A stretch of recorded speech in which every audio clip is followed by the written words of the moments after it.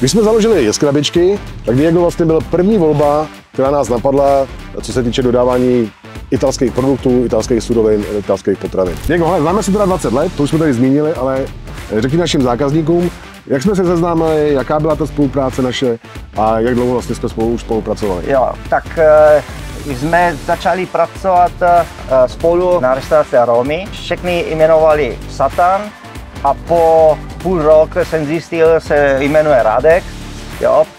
A jsme to asi neměli říkat.